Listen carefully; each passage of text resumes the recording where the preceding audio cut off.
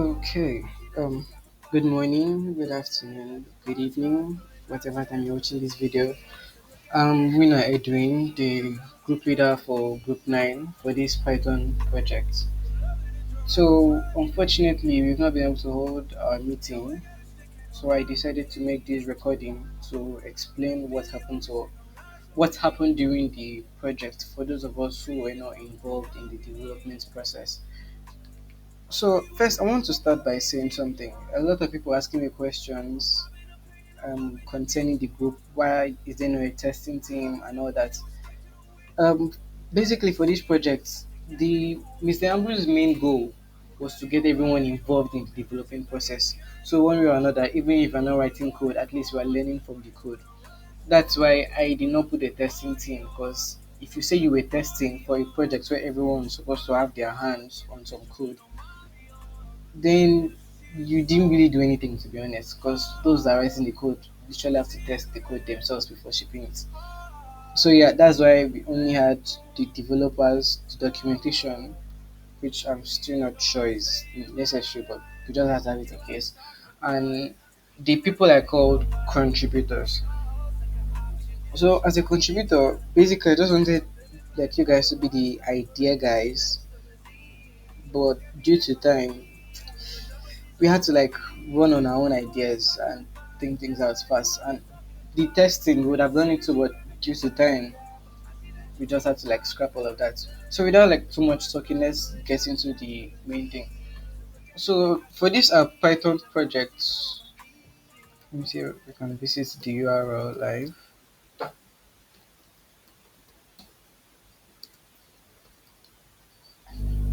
Um, oh, sorry, made a mistake. Yeah. So for this Python project, we had to use a couple of tools. Like this is our homepage now. But for our projects, if you check our source code, you realize something funny.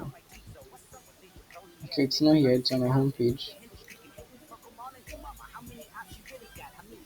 Anyways, for our project, if you check the source code, you will notice that we didn't really use CSS that much. We use CSS in weird ways. So there is this particular tool called Tailwind CSS that helps us make basically makes it helps you write your CSS in like much better and simpler ways to manage. If there was time, I would have showed us something, but basically, you can go to I think it's play.tailwind um, tailwindcss.com. Okay, yeah, so you can go to this site and you can like play with Tailwind. Although I only recommend this for those that know something about CSS. Like, do not use Tailwind if you do not know anything about CSS. So let's see. Normally I have to write like CSS manually to change the colors, but with Tailwind I can do something like text blue and I pick a shade and the color of the text changes. I can also change it to red. I can make it italic. I can underline and I can even add a background color. Okay, just PG black. So this is one thing that Tailwind CSS helps us with. So instead of us writing like raw CSS everywhere, we can just do this and it's much easier to manage. Now another tool we had to use is Material Icons by Google. Now I'll show you where we use that as soon as I sign in.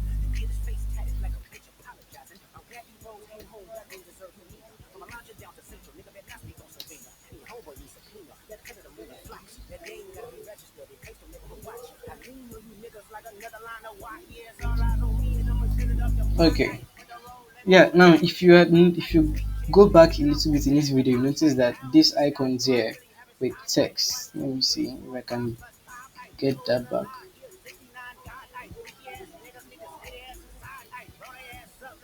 Ah, let me do a hard reload. Okay, yeah, you notice the text there. So basically, what material icon does is you type out the name of an icon, and then once material icons is loaded, you load it via CSS. Once it's loaded, it turns those things you typed into actual icons. Like if I should check here, you see it says light mode, but instead of us seeing light mode, we are seeing an icon. If I should turn off the font family, I should turn off this font family, everything goes back to text. So your material icons basically just turns keywords into icons. It makes them look like icons in your app. Another tool we use is Git and GitHub. So as developers, when you're collaborating for a project, there's a place developers use for their collaborations. If you're a designer, you will use tools like Figma or Canva, but for developers, we use Git and GitHub. What's the difference between these two? GitHub is basically an online website. It's what people use online. Git is what you can install on your system. So the work of Git is to push your code. Git is to copy your code from your system to GitHub and also to pull code from GitHub to your system. So the way we upload and download code to and from GitHub is via Git. I'll send the link to this tool later on. Another tool we use is Postgres. Now we're using Postgres for database. We would have used SQLite, but there's a problem with SQLite. When you're deploying your websites to the internet, you don't use SQLite because SQLite basically SQLite has to it is a file. Your SQLite database is a file, and your file has to be beside your server code. Now, most of these platforms, there's something very funny they do. Your server does not live forever. Like your server can run for 5 minutes, it dies, it comes back. It's a whole lot of there's a whole lot of technicality there to explain, but just know that your server does not last long. It's always short-lived. That means when your server dies, your SQLite database dies.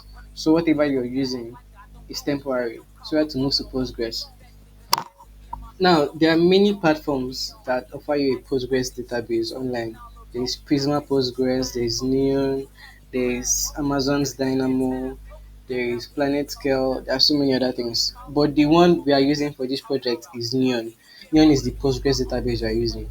You can go make your research on what Neon is. I will not talk much about it. And then our website, like I said, is deployed on Vercel. I don't know if I said that before, but it's deployed on Vercel. Vercel is a platform you can use for hosting almost any type of website you have. So that said, let's start looking at some actual code. Oh, and yeah, this project is available on GitHub. If you visit, let me see, if you visit https://github.com/faculty of computing. Faculty of Computing separated by hyphens slash Planora, that's Planora, you'd be able to view our code base live on GitHub.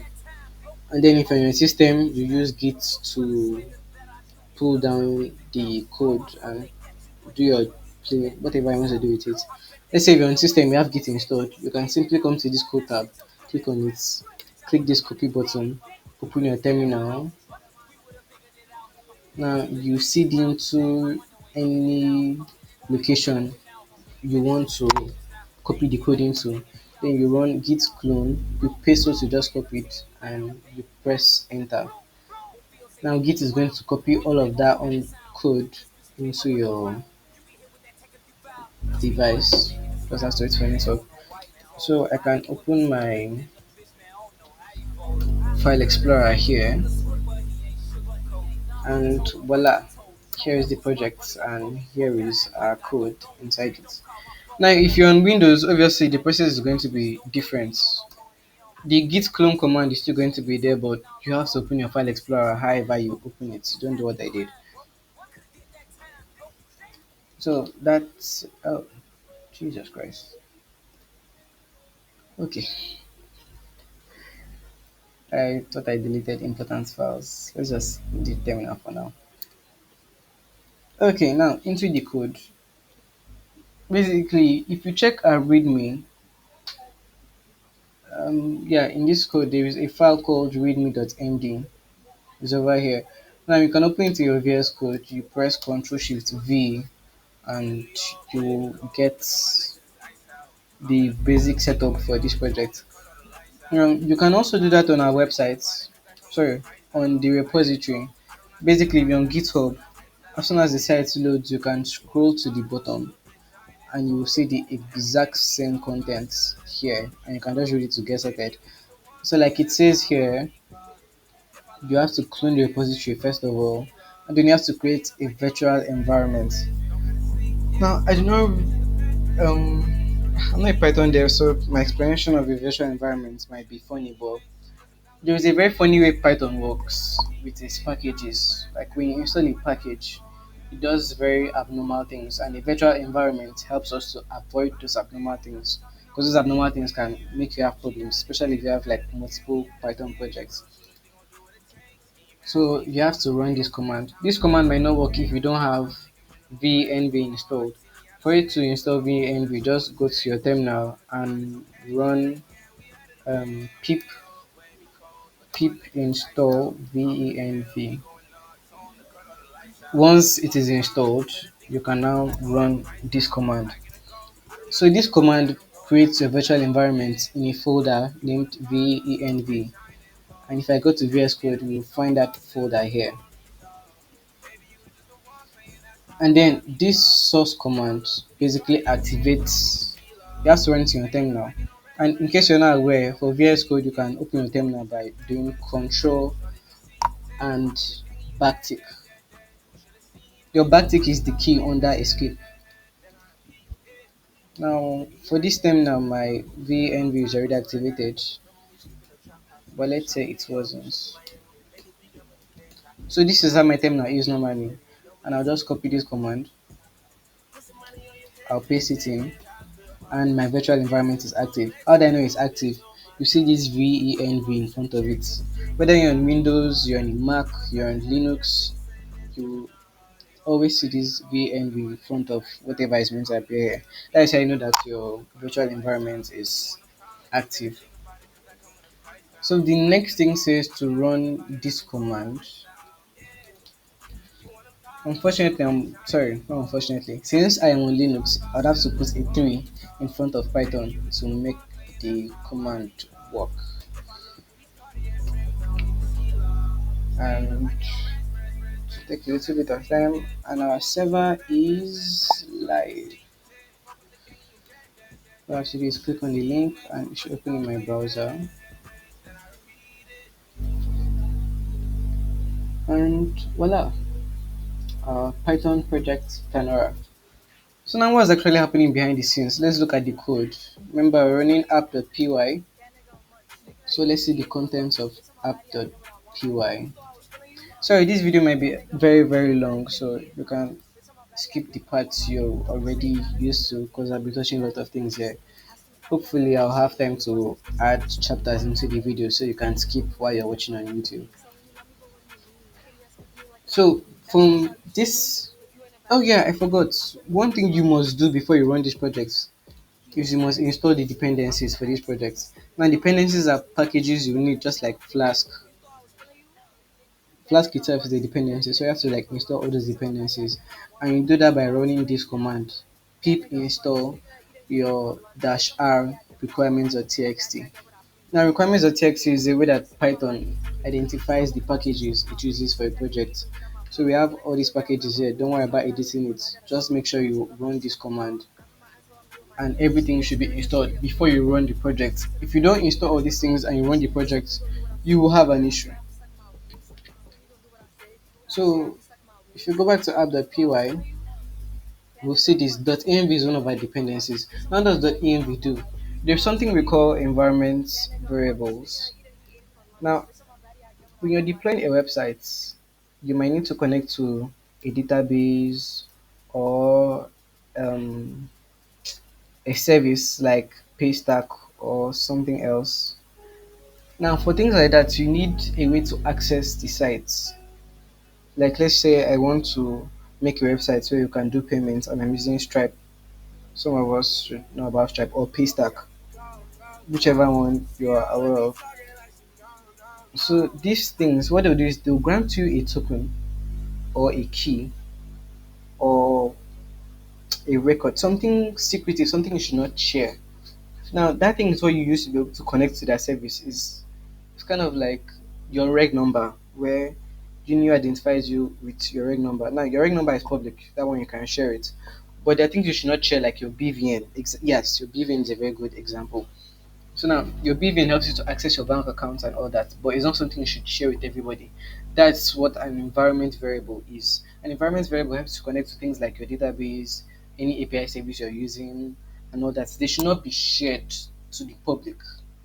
So we don't add them in the code base. If you add them inside your code base, then they will be everybody can see them, and that will cause problems for you. Because if I have the ENV for your website, I can easily hack your website. In fact, I don't even need to hack it because I already have the ENV. It's just like walking through an open door, so I don't even have to put effort. So yeah, we use ENVs to protect things we need, like a database passwords, database URL, and databases and other things like that. So how we get our environment variables into our code. Now, your environment variables live outside, because they're variables does not mean that you write them inside Python. They live outside your app. So how do we load these environment variables into our app? If you see here, I have a .env file, but I'm not going to open it because, like I said, you do not share environment variables. But it doesn't know that your environment variables are stored inside a file, and that file is .env. You might have .env.test, .env.local, .env.dev. Just know that it always starts with .env. So what I'm going to do is I'm going to create another env here, since I don't want to leak the envs we're actually using for the project. I'll make a demo here. So now how does this, what should this file look like? Basically an env file is like our requirement. Let's go back to requirements.txt first. And you see it's just basically a name here, equal sign, and a bunch of numbers. Now, for requirements.txt, what this means is that, for example, we have Flask here. Flask is the name of a dependency. Then 3.1.1 is the version of that dependency we are using. I'm not going to talk too much about it, you can do your research. But your ENV is basically kind of like the same thing. Let's say I can add my database password here. I'll just say db password is equals to, and then I put the name of my database password. I can say, okay, test database password. And then let's say my database user is Okon. So I'll just say database user is equals to Okon. And things like that. This basically how your env looks like. So now the problem is, how do we get this env into our code?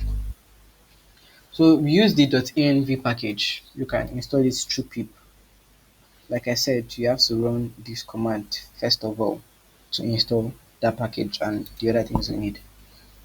So we use the load.env. Now what this command does is that it's going to check for all the .env files in our code base, and then it's going to pick all these environment variables and load them into our code one by one. I'm going to show you where we use them, but just know that this line of code is to load the environment variables from .env files. But here we have a little problem, and I'll show us that problem when we move into another file. So here we import Flask, here we import database, I'll show us that code later. Here we import pages, we import public. Here we define our Flask app. Now you notice this.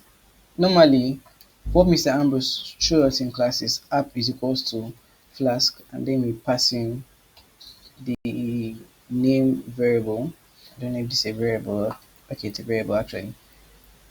But if you check here, we have extra arguments inside. Like we have this static folder, and we have this static URL path. I'll show more light on that later. But for now, what you need to know is that a static asset.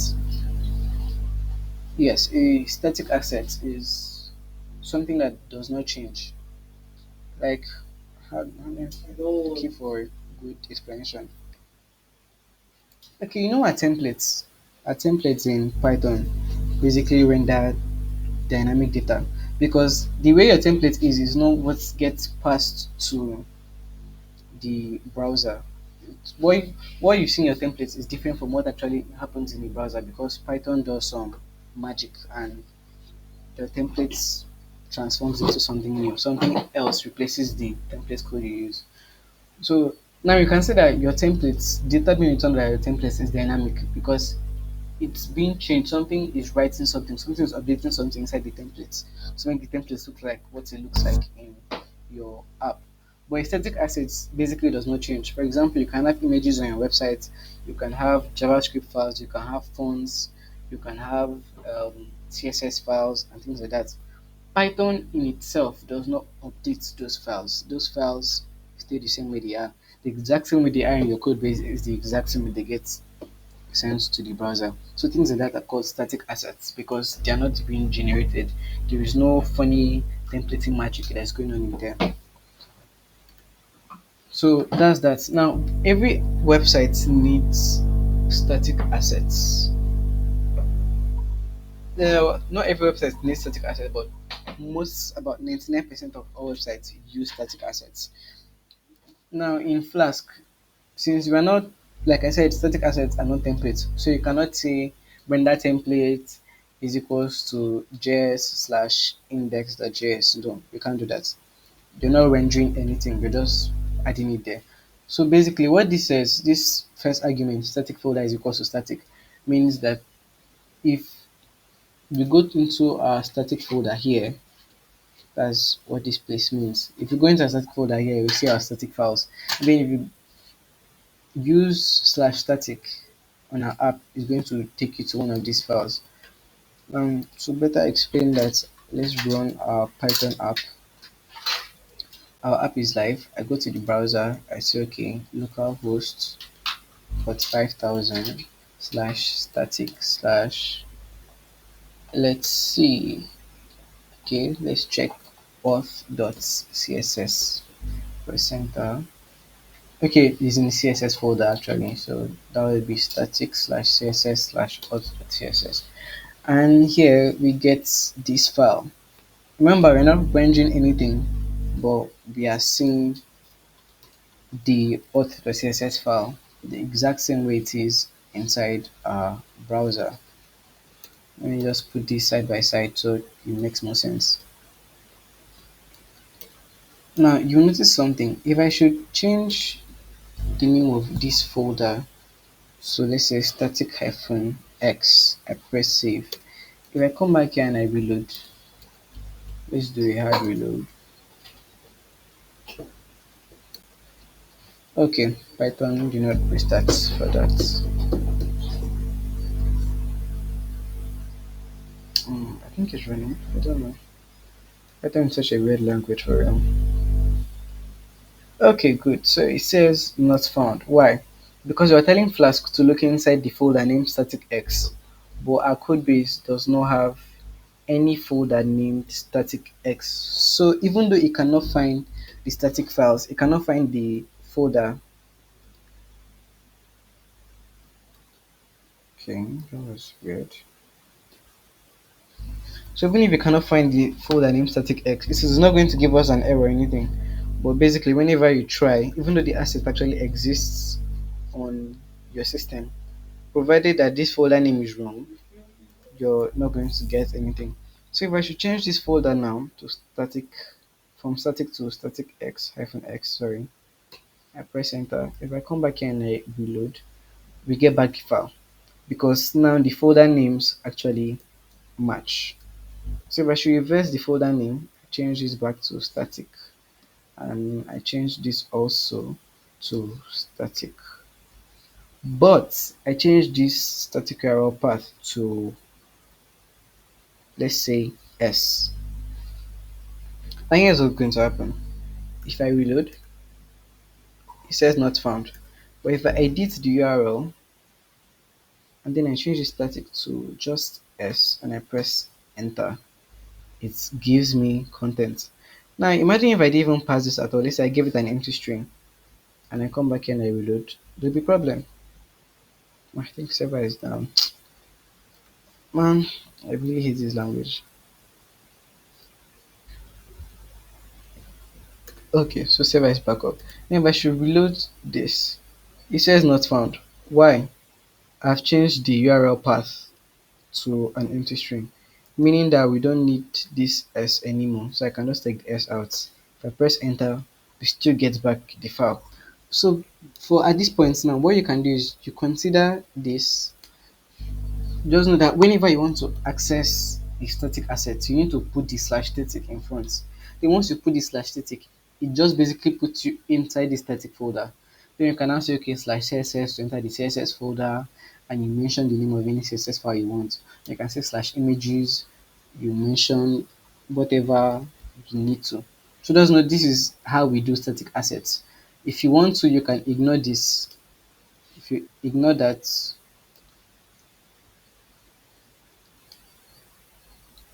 really reload.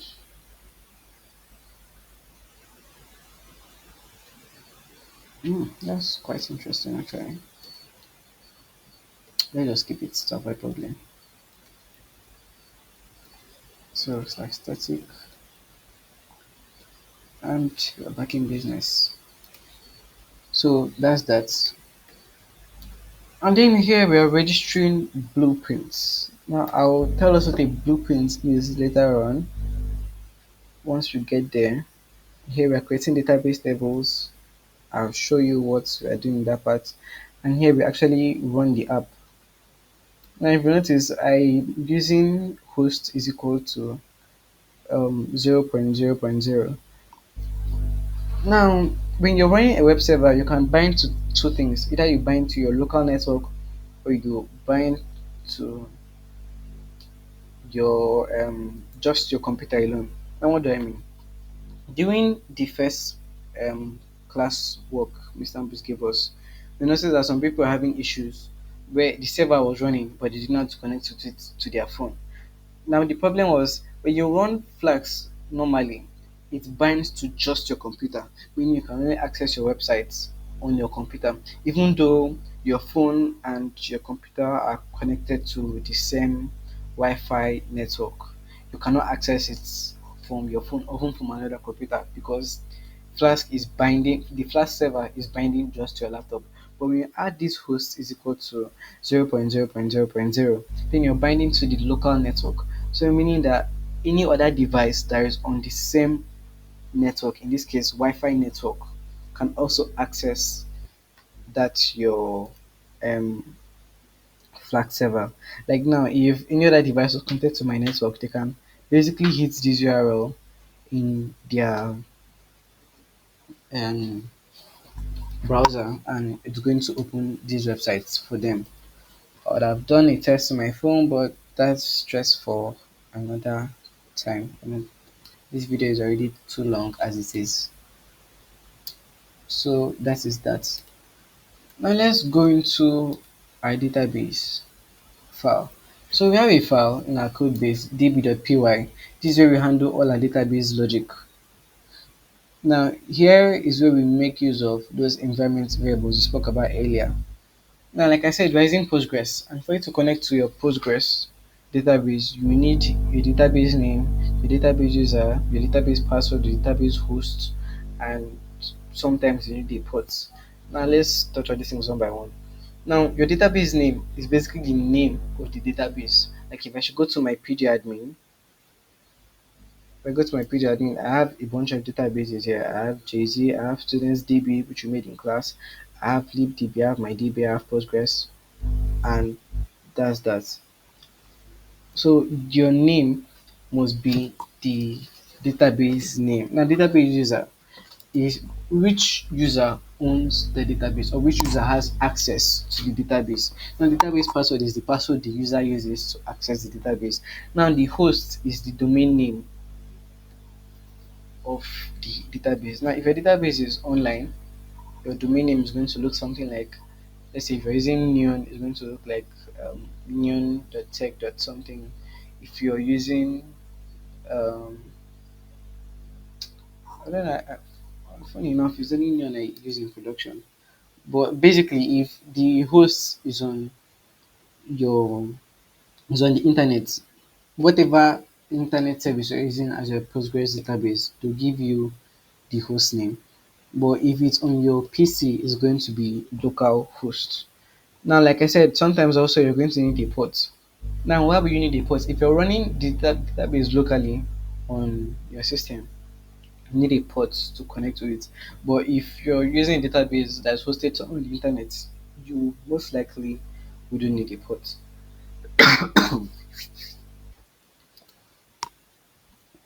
So if I should run this app, unfortunately, all this data is stored on the internet. I have not made a local database instance yet. So let us fix that.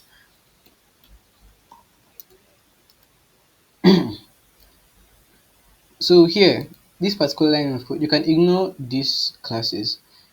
I basically just added this for something we call type safety. So I can know the output and input of the functions I defined down here. Those are not necessary, and I don't think anybody's going to quiz on what those things are. But in case they ask, it's just for type safety. So I know that a registration object has registration ID, which is an integer, user ID, integer name, string, email string. Same for events, same for users, and same for event messages. Okay. So what I'm going to do is I'm going to set up a database now. Like if you check here, I do not have a database for this project. I'm using the one that's being hosted online to run this project. I may have to fix that. So what I'll simply do is I'll go into PGAdmin, I'll right click here, I'll click create, I'll click database, and I'll type in my database name. So for this, I'm going to just say Planora and I will press save. So we have created a database for this project now. So I'll go to my .env.test and I'll add the credentials I need to. So the first thing here is that we're trying to get the Postgres database environment variable.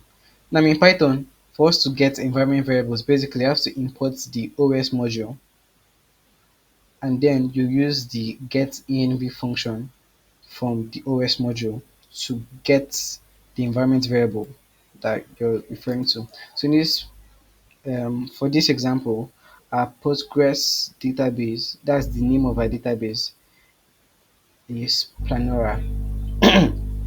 Now the database user, so that's Postgres user is Postgres. That's how I set it. I don't know how you set yours, but mine, the database user is Postgres. So now the Postgres password on my PC is this. I think I made a mistake. 1, 2, 3, 4, 5, 6, 7. Okay.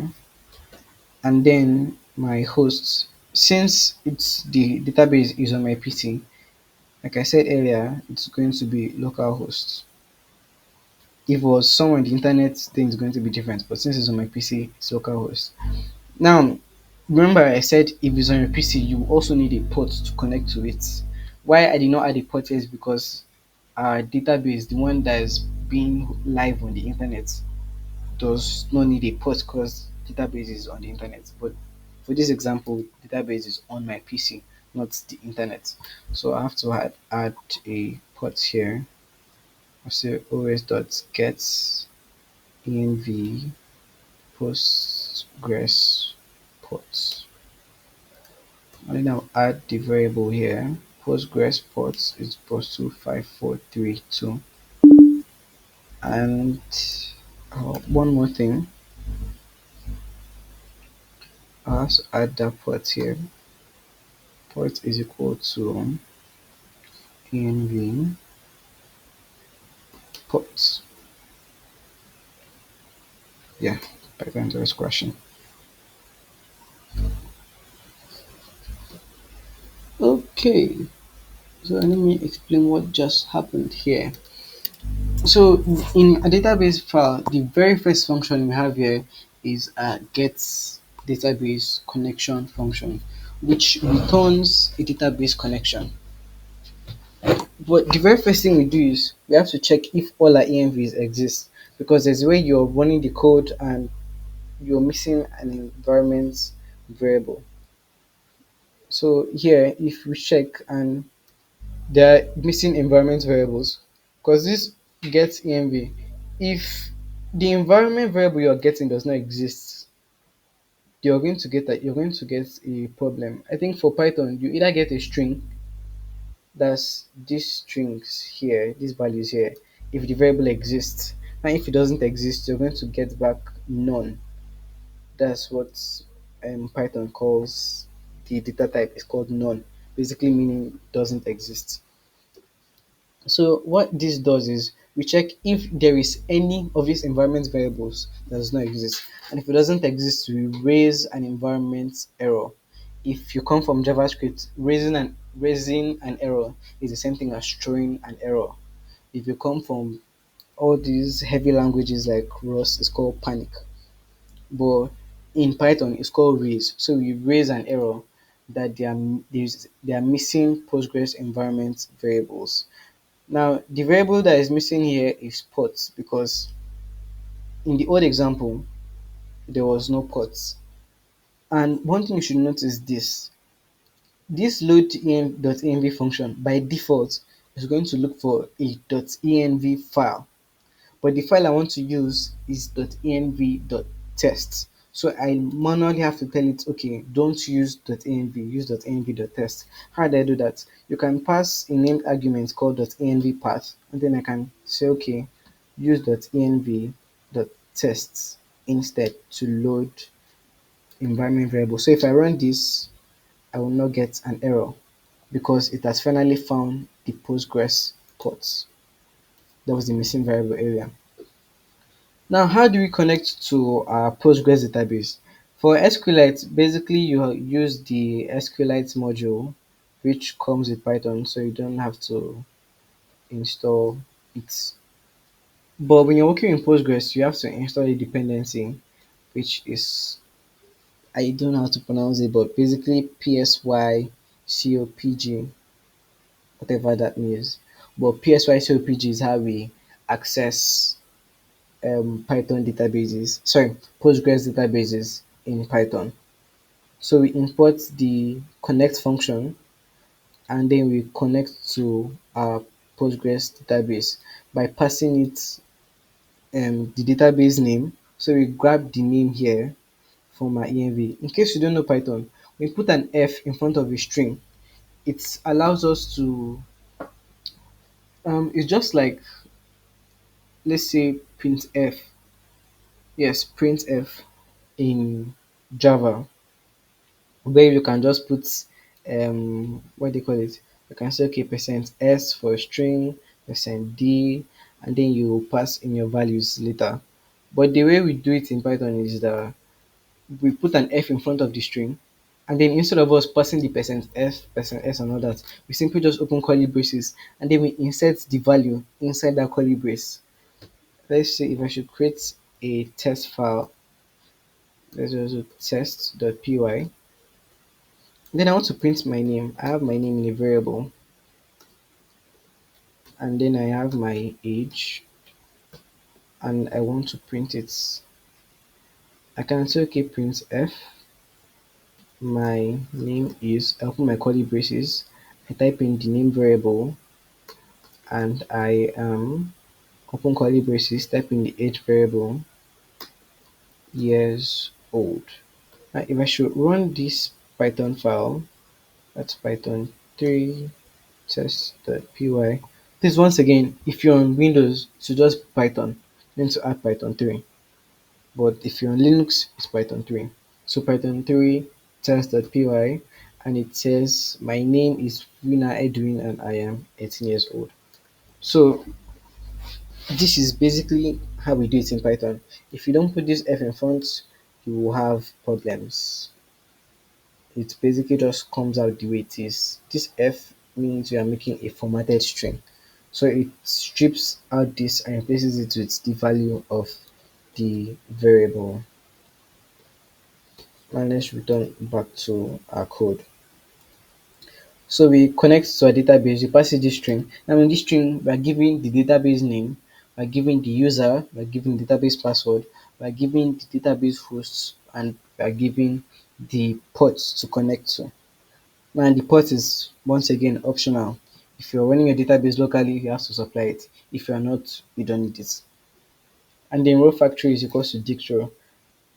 I personally do not have the capacity or capability to explain what this particular line does, but I just know that we need it. Now, for our database tables, we have to remember when I created the Postgres database, I did not add any table. I just created Planora and I left it. So now what this function does is it creates a database. So if the user's table does not exist, it creates a user table here. That's after getting a database connection. So after that, getting a database connection, we get a cursor. Now a cursor is let's say a cursor is a container of queries. So we can like stack multiple queries inside our cursor and then execute them all at once. So here we stack a query to create the user's database. We have IDs, emails, username, password. Then we stack another query to create an events table. And then we stack another query to create a registration table. Now we commit the connection. So after stacking up your queries, you run that query by saying commit and then close. Um, Although I'm not too sure, I think sometimes when you do execute it might run directly, but like I said, Python is not my language, so if the explanation was wrong, then you can figure it out. But that's what I think. Then we have another function here. Remember, this one is just for creating the tables we need. That is our users table, our events table, and our registration table. Our users table is just to keep track of users, our events is to keep track of new events, our registrations is to keep track of who registered for what events. That's the create tables function, and as you can see here, it returns none and this is not needed. All these things I'm doing here, I'm just doing them for type safety once again. You don't really need them in your Python code. For example, what I'm saying is that the insert function accepts three arguments. That is email, which must be a string, username, which must be a string, password, which must be a string, and then it should return an integer. That was also what this means. But even if you should remove this from your code, it will still work. Even this will run no issues. But in my code, you see red lines because I'm using an extension to ensure that they are there. So that's just that. So for this insert user function, we get a database connection once again. We create our cursor, then we insert into users. You can go check out what this does, but basically this inserts a new user into the user table, and then once we've inserted that user, we get the ID of the new user and we return the ID. And if there was an error, we handle the error. Then finally we close the database. We also have another function to get this one fetches a user by their email. So we have select ID, username, password hash from users where email is equal to this. We also have oh yeah, you'll notice something. This percent S, yeah, we did not use the F. So there is fun SQL expects that you quote some strings and you normalize some strings. Basically, there's a whole lot of things to do, but just so you know, for you to safely execute your SQL, you have to do this. Just weird patterns like this. You can do your research on what exactly they are and how they work, but just know that the format looks like this. So we have a function to get users by email. We have another function to get users by their IDs. We have a function to insert new events, that's make new events. We have a function to get events by their IDs. We have a function to count event registrations, that's to know how many people registered for a particular event. We have a function to check if an event has an image. So if it has an image, it returns true. If it doesn't have an image, it returns false. Then we have another function to check if a user is registered for an event. We have another function to check if we have another function to register a user for an event. We have one to register that user for the event. We have one to list upcoming events. We have another to get attendees. Am I using this function? Yeah, okay. So this one is to check how many people are attending an event, and then this one is to delete a registration. I think I'm not using some of these functions. I'll delete them later.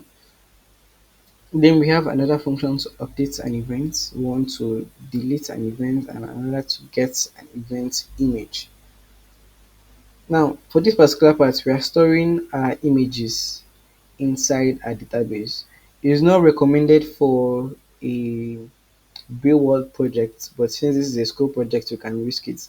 So if we check our events table, we have two fields. One is image, which is of type byte A, and another is image AMI, which is text. So basically, when we make a new event, we store the image for that event directly inside the database, and then we store the data type. So this function here at the end gets the image for us.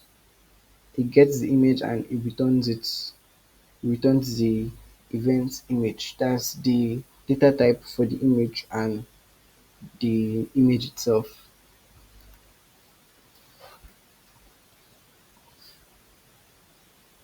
So that's that. If you go back to our app.py, now you see pages and you see public. And we are registering these two variables as blueprints. But before I touch that, let me touch on this. If you notice, we are importing things in different ways. For example, here we're saying from.env import the load.env function. Here we're saying from Flask import the Flask variable, sorry, the Flask function. But here we're saying import db. We're not saying from anything. But you come back here and we're saying from pages, import pages, from public, import public. Now to properly explain what this is doing, I will go back to making a test file. So I'll have test one. Let's just use underscore test one.py, and then I'll have test two.py. Let's remove the underscore from the first one. So now in this variable, I'm going to make my name again, and I'll add my age. I will add my departments.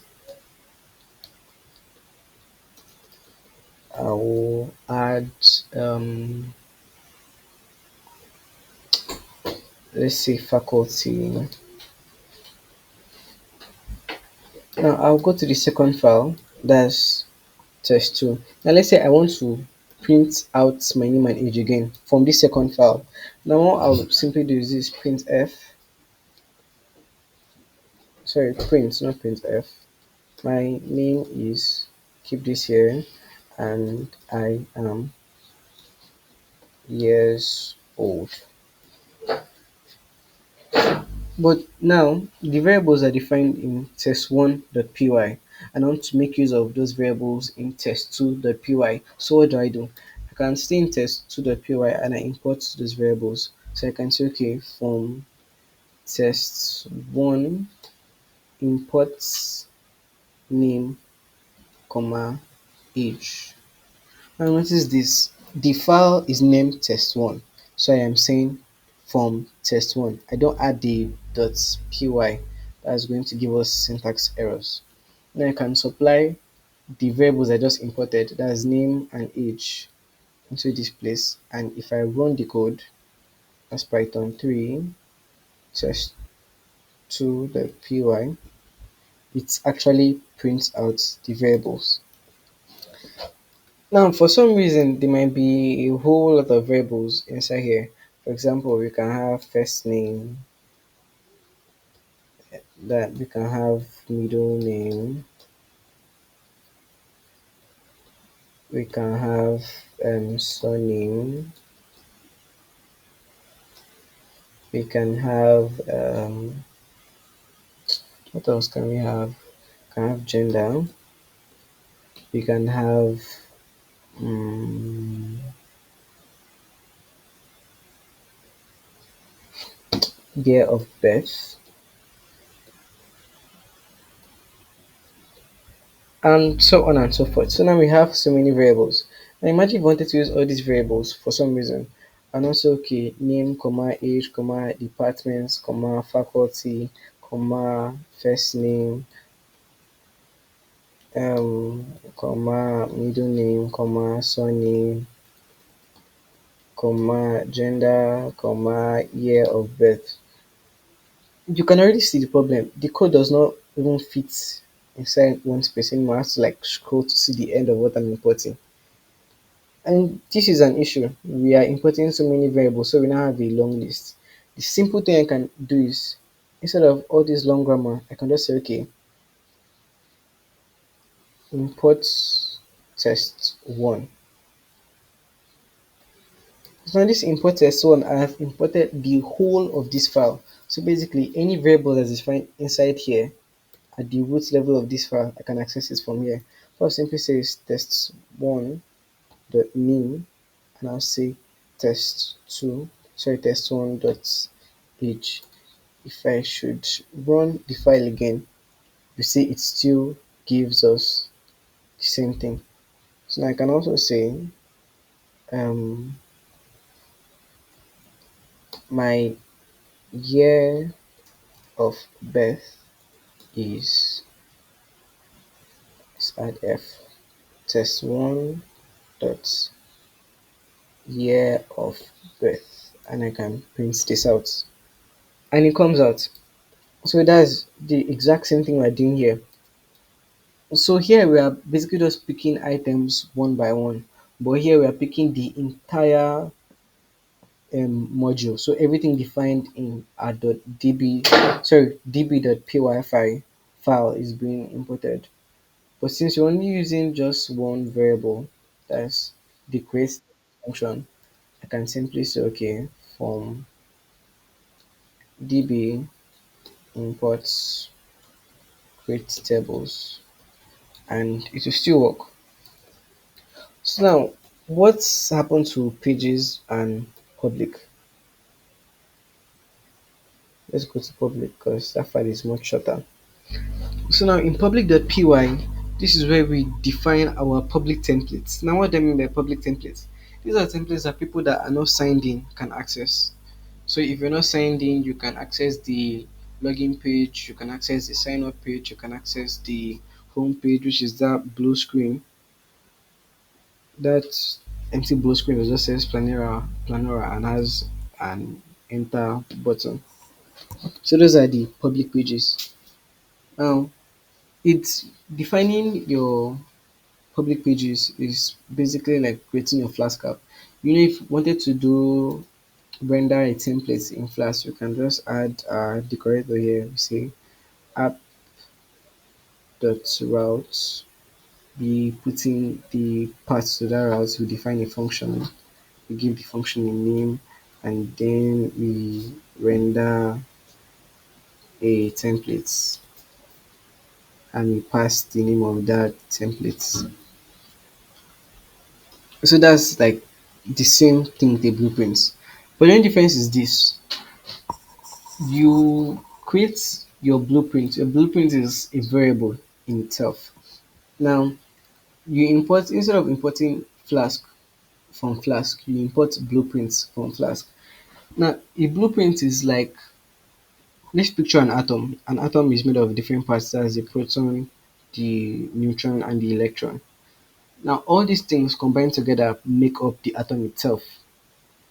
So you can take your blueprints as electrons, like individual electrons that come together to form the atom.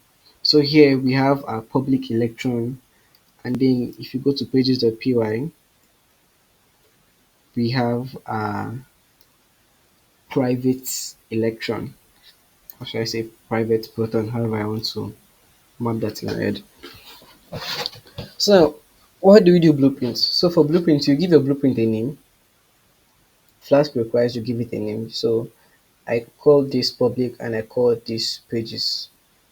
Although I think it would be much better if I just named it private.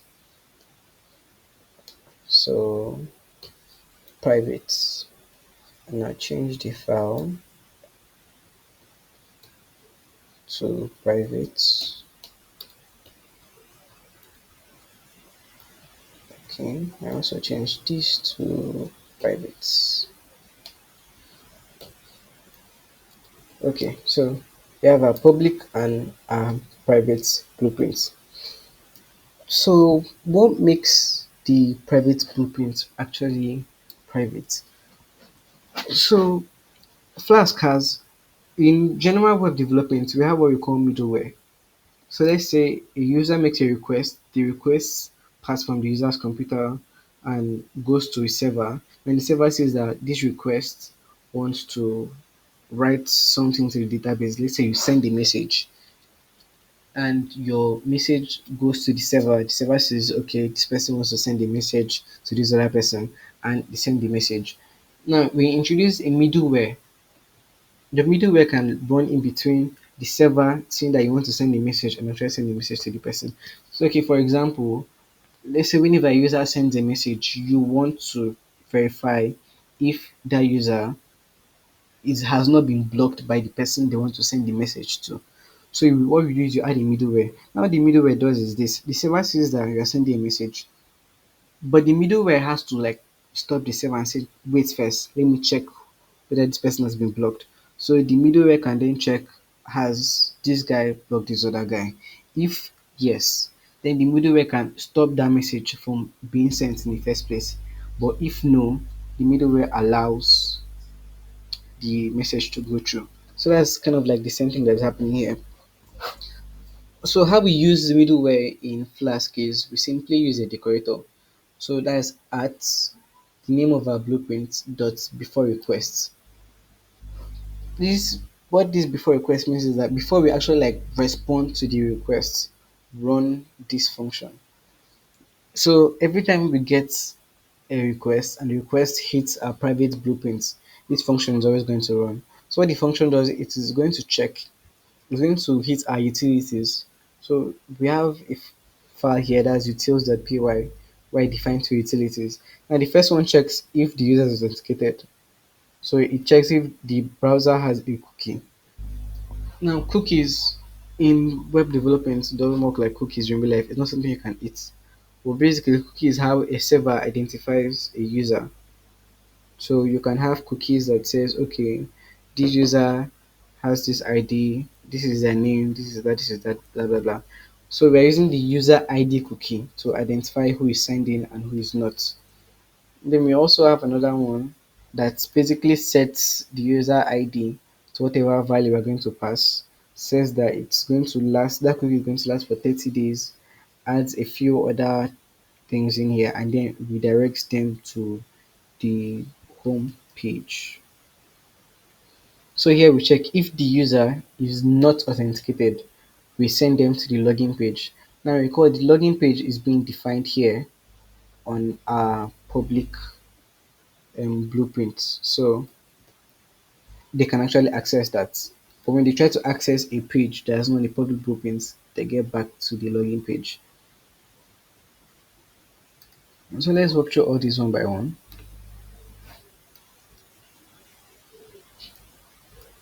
Yeah, so here we define our homepage templates.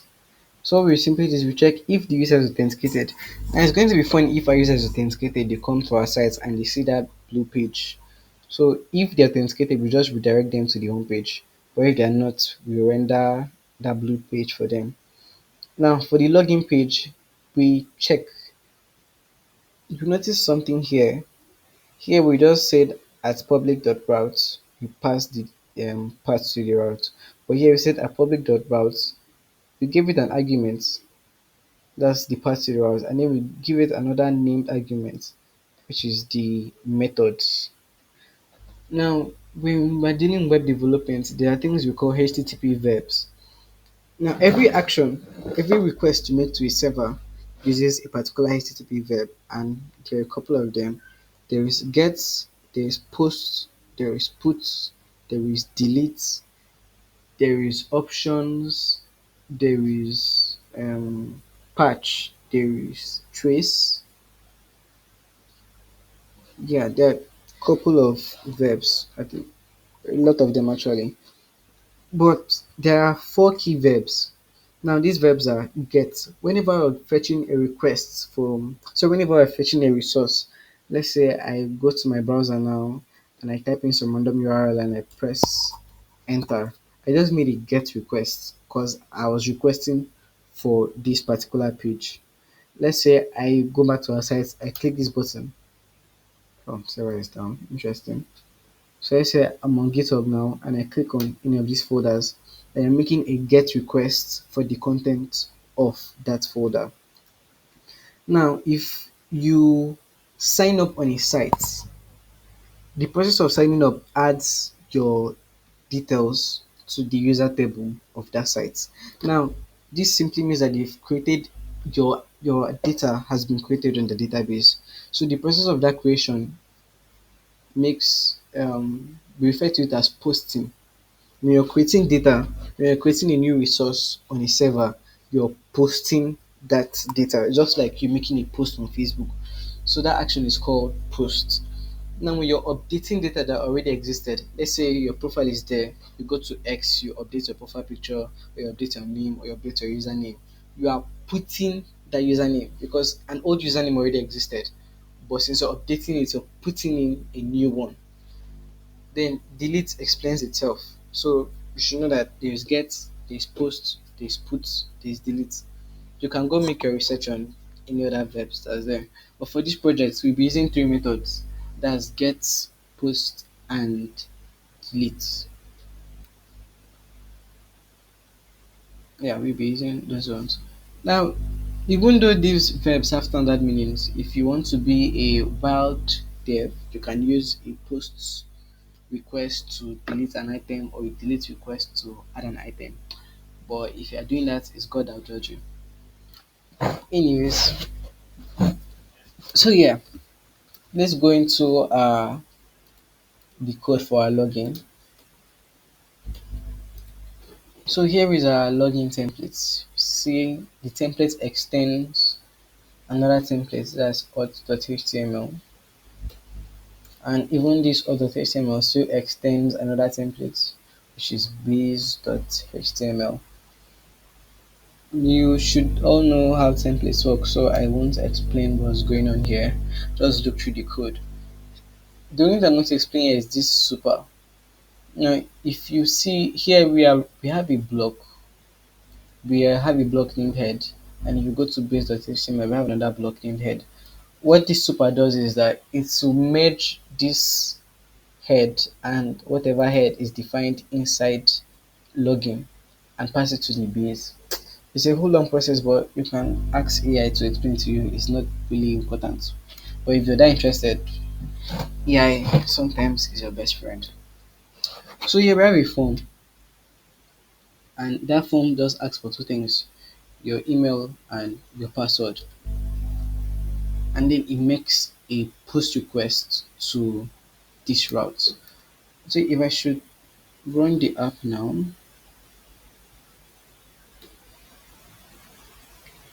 now I go to the app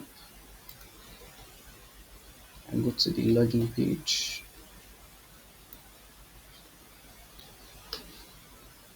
I make a get request to that page. And since it's a get request, here we're checking to see if the request, before you can use the request variable, however, you have to import it from Flask. So take note of that. So we are checking if the method used for the request is a get, we render the login page, which is this page we are seeing here. And I'll input my name and I'll input my password. Now, once I press login, if you check this code here for our form, the method we specified says post. So the moment I press this login button, it's going to make a post request to this same route. And if I added an actions attribute and I gave it location. Let's say I say create, sorry, login user. The moment I submit this form, it's going to make a post request to slash login user. But since that place does not exist, we get an error. Now, since I did not add the action attributes, it's going to make a post request to this same location that is coming from. So I add my name and I add my password and I press login. But we get an error that says user not found. So what happens then? So when we make a post request, now the first one was get. So since it was get, we just render the template. The second one is post. So we actually have to like do things now. So like I said, a post request, you're submitting data to be created. So this form now submitted our email and our password. You can go and Google how forms work. I may send a link, I may not send a link for that one, but those are things you should go and check out. So we extract our email and our password from the form. Now something might happen and the email and password is not there. So we check if the email or the password is empty. We render still the same login um, templates, but this time we pass it an error. So that error says email and password are required. So let's see how we can get some. Now this is an empty form. I press login. Okay, I can't. My browser has forced me to type something inside. But for let's say somehow if I was able to like submit the form. Okay, yeah, I should be able to submit it. I just have to remove required here and here. So now I can submit an empty form. And I press login. It still says user not found.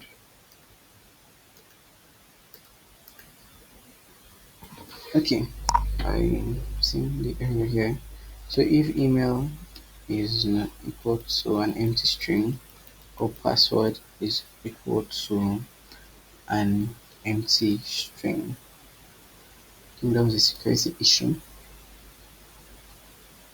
But let's try something like again. Yes, now it says email and password are required because we submitted an empty email and we submitted an empty password. Now, if you go back to our template, you see something like this. Here we say if error. So this says if there is an error variable passed to this template, we render the error message inside here. If I should modify, okay, let's say we want to even make a get request self. I can pass in an error variable here, and I say okay, um, just type in whatever. I save. If I should make a get request, see that that error appears here. If I should change the name of the variable to from error to err, the error. Okay, Python has not reloaded. Okay, yeah. Now the error is not there. Why? Because we're using a different variable. So if I should change all these to err, I change this to err, I save. I will get that message now because the variable here and the variable here matches. So change that. So in case you're validating a form and then there was an error that happened on your server, you can pass that error back to the browser by rendering the exact same templates, but you pass it an error variable or whatever variable you use. So here we check if the email and the password do not exist on the form, we render an error. If not, we try to get the user from the database. Now, if that user does not exist, we pass an error that says user not found. That's why if I should do this, it says user not found. Why? And if I go back to pgadmin, I use my query tool as a select all from users.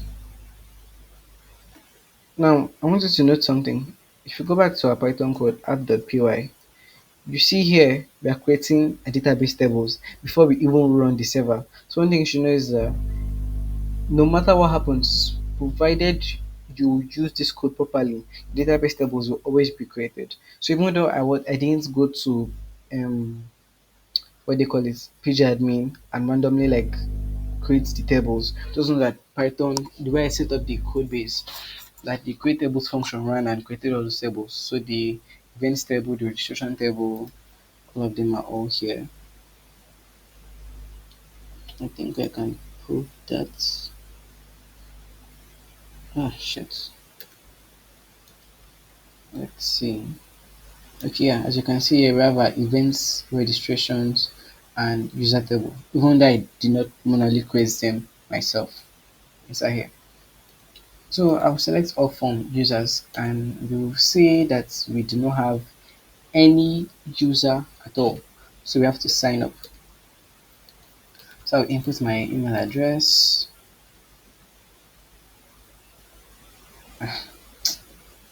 So I input a username. This file again. Hey God, I beg. Input a username. I'll input a password,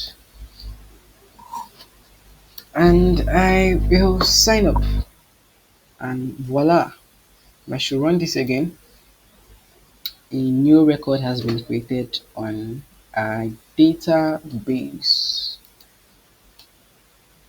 but page is empty. Why? Because there is no event yet on our database. So if I do select all from events, so that no results gets returned. Okay, so go back to, so just as I explained the, oh, one last thing. Okay, if I should go back to the login page and you say I log out, I click get started. Now I want to sign in. I type in my name and I add my password. So as I press login, you see what's going to happen. It checks my email and password, they exist, so it doesn't render the same template again. It's going to go to the database, get my user by my email. So it's to check which of the users in the database have my email. Once it finds one, it's now going to check, okay, is the password I entered equal to the password I stored in the database? And if it is not, it will send an error that says incorrect password. Let me give an example. So I'll use a password that's wrong. I press login, it says incorrect password. But if I choose a password that is correct, it's going to skip this line and then it's going to set the cookie.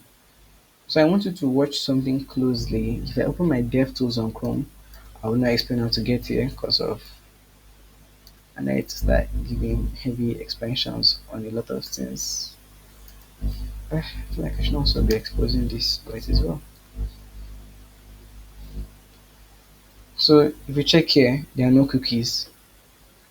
If I go back to our Python code, I said that this utility function is going to set the user ID cookie and then redirect me to the home page. So I want you to watch this place and this place.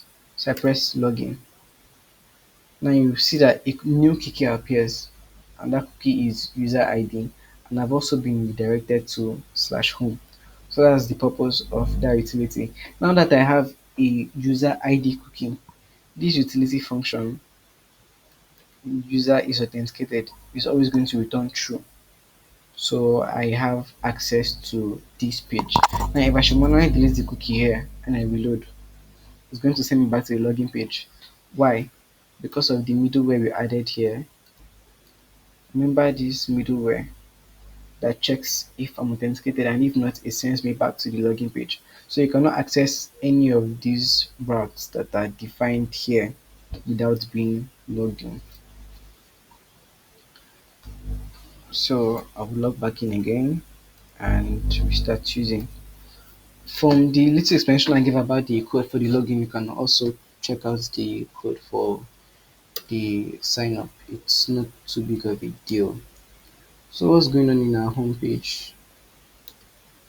I should check the code for that. So here we get the upcoming events, and due to the way Python is funny, we have to do all of this to extract all the events and put the events in a list, and then we render our home template with the events list. So let's look at our home templates very quickly.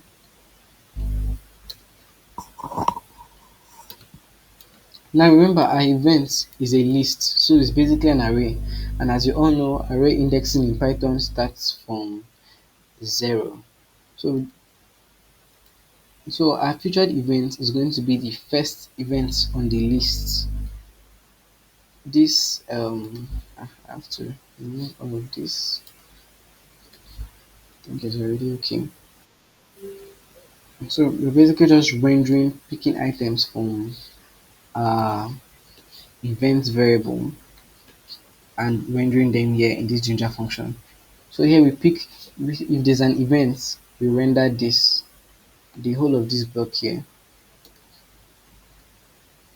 If our event variable exists, but here if you check, our event variable actually exists, but we do not see anything inside here.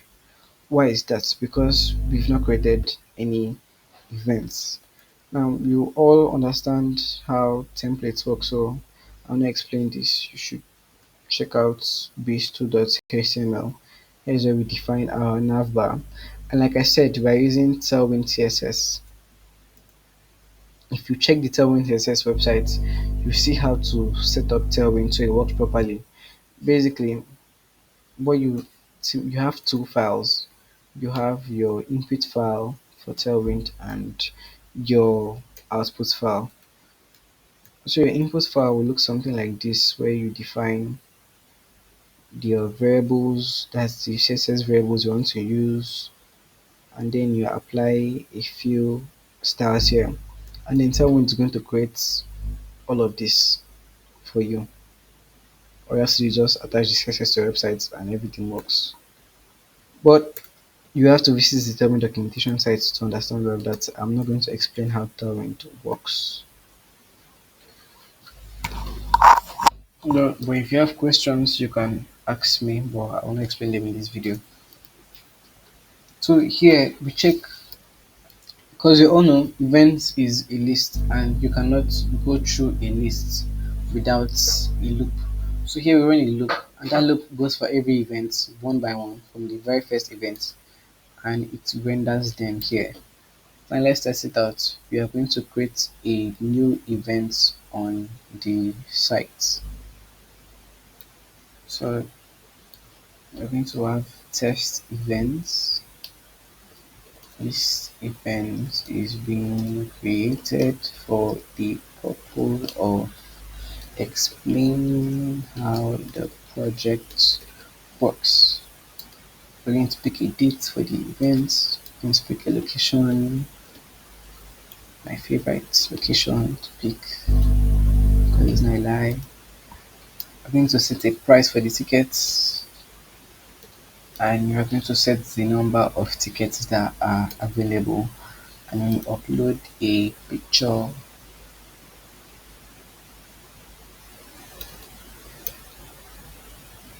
Okay, and we'll create the events. Voila, here is created events. Now if you go back to the home page, since we've created one event, it is listed here. You can also create another event, but let's stay for another day. Let's create another one. Type in random details, pick a random date, pick a location, set the price, set number of tickets available, skip adding up, add an image. Interesting. And we pick an image with the events. And voila. So we have our two events on the homepage, and you can go through the code, try to understand what's going on. Like for our upcoming events, basically we're selecting the ID, the title, the description, date, location, price, and tickets available, and then we are sorting it based on the dates. So, for example, if we should create an event, say I want to create a random event, and then I pick a date that's already passed, so something from January,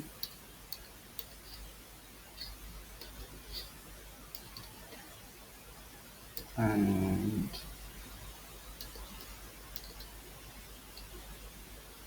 I create an event. Here I can see the event, but if I should go back to the home page, it's not going to appear because the date on the event is greater than, sorry, the date on the event is less than today's date, so it's not going to show. That's one thing you should know. If the date for the event has passed, if the date for the event has passed, it's not going to pop out. But if I should take this out,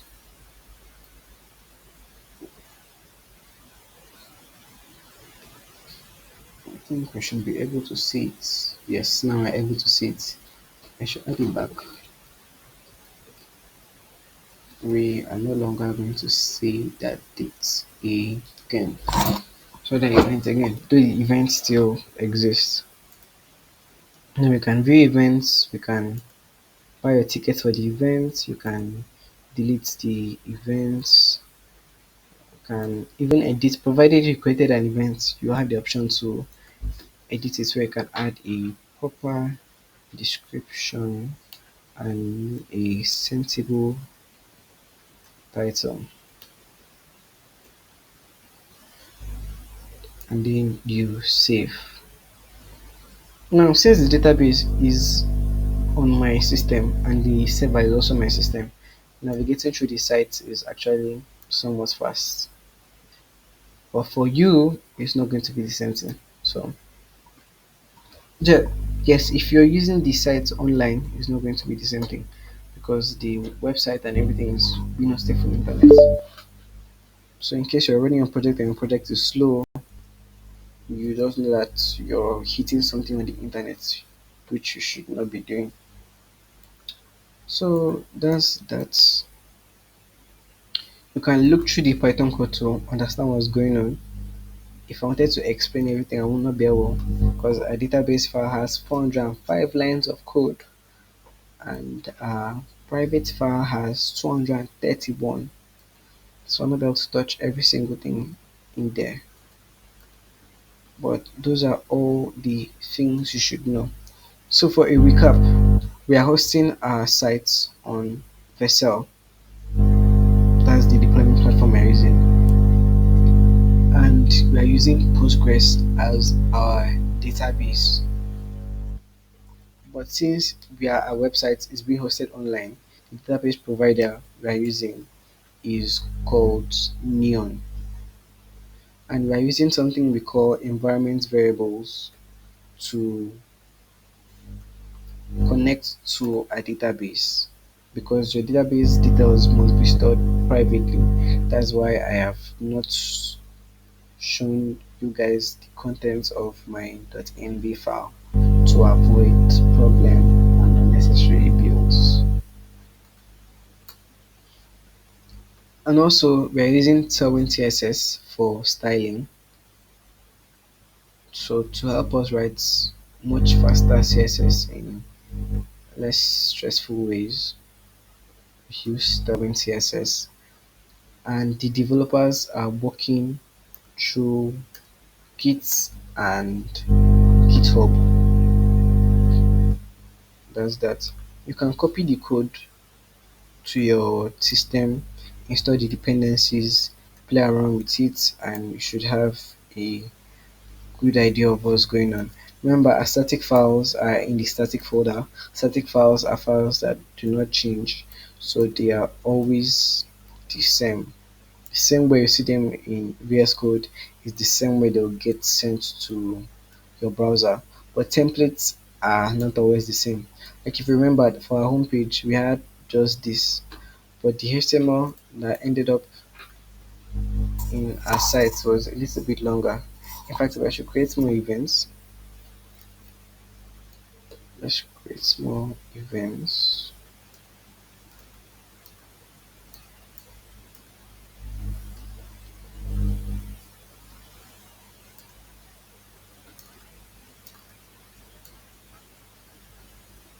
And I create another event.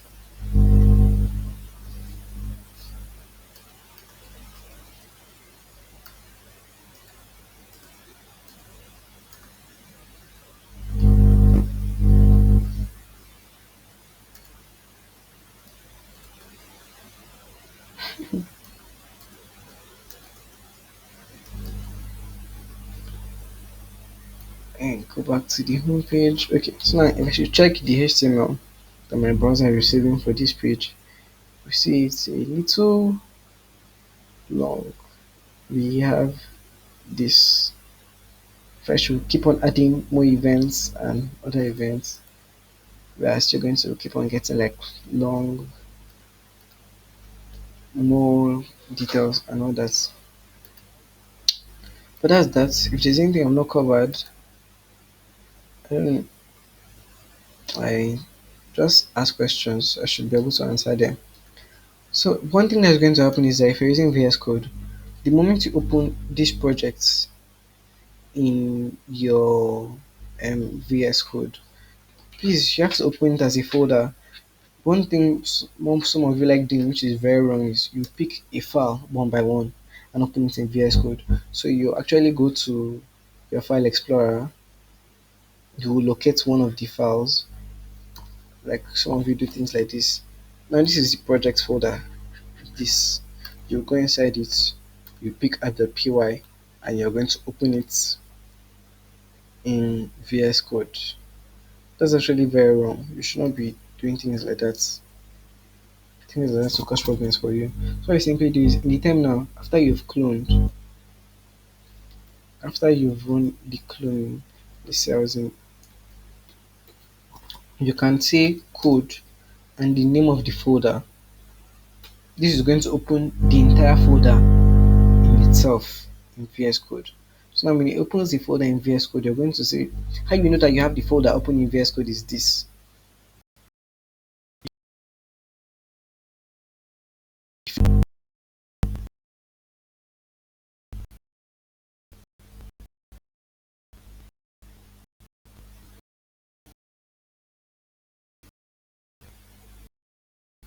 Give me a sec. I have to. Give me a sec.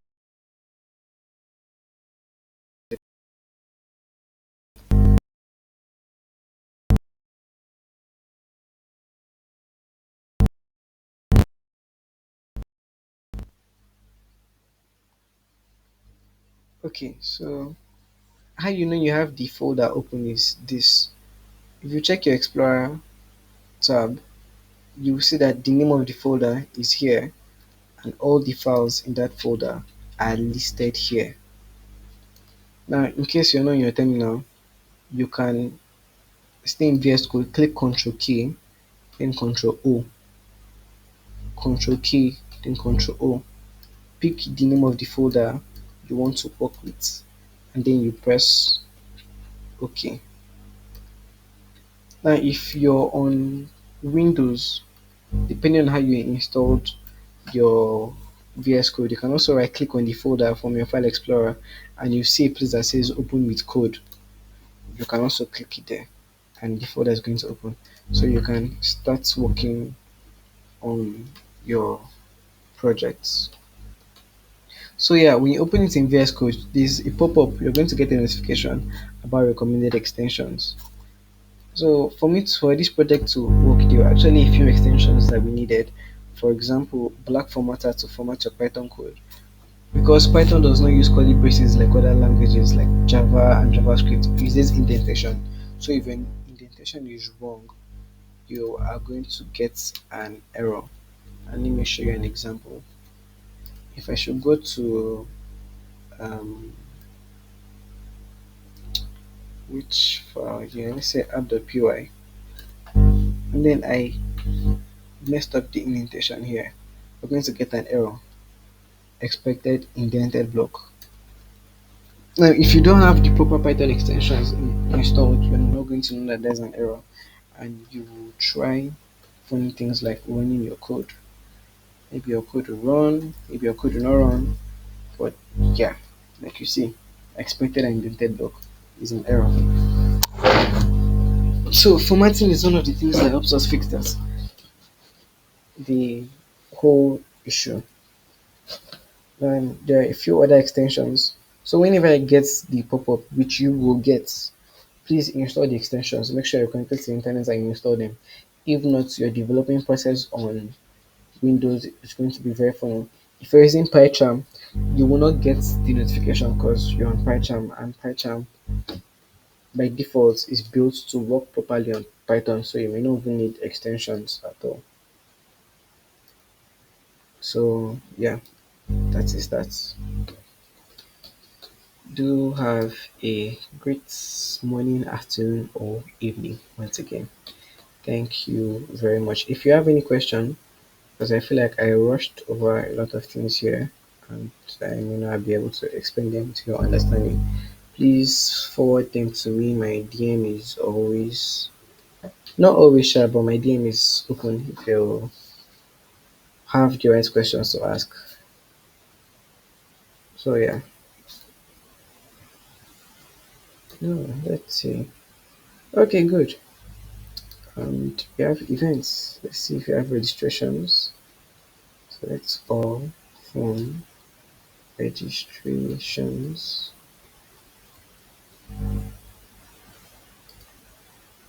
Okay, nobody has registered for an event. No problem.